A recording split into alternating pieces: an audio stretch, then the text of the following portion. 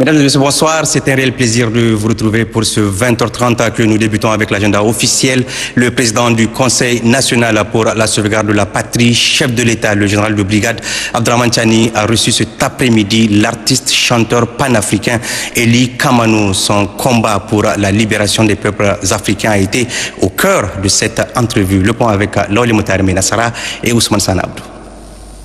Son engagement dans la lutte anti-impérialiste et néocolonialiste à travers ses chansons a fait de lui un chanteur reconnu et considéré dans tout l'espace ouest africain et même au-delà. Eli Kamano, artiste chanteur panafricain de nationalité guinéenne, figure aux premières loges du soutien aux autorités du Conseil national pour la sauvegarde de la patrie et au peuple nigérien dans la lutte historique et héroïque pour la reconquête de notre souveraineté jadis bafouée.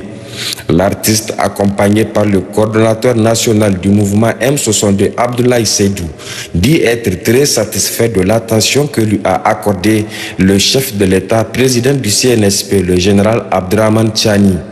Nous sommes des porte-voix de la jeunesse africaine parce que la lutte n'est pas que militaire, elle n'est pas que armée, elle est aussi culturelle. Et à tous les fronts, on doit être prêt à lutter contre l'impérialisme.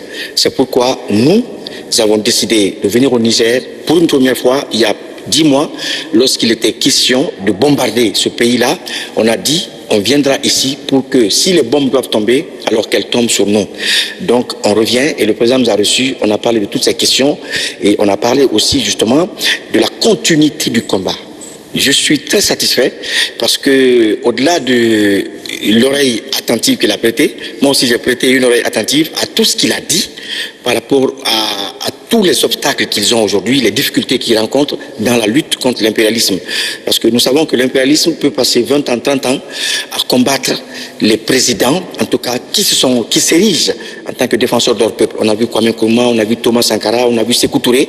Si ces gens-là sont prématurément partis, ils ont été prématurément assassinés, c'est parce qu'il n'y avait pas une dynamique comme l'AES.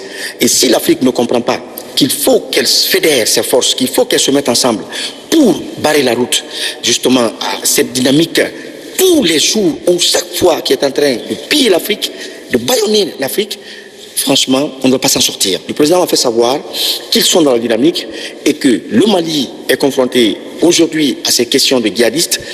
Le Niger sera là, le Burkina sera là. Tant que le Niger sera confronté aussi aux questions sécuritaires, le Burkina et le Mali seront là.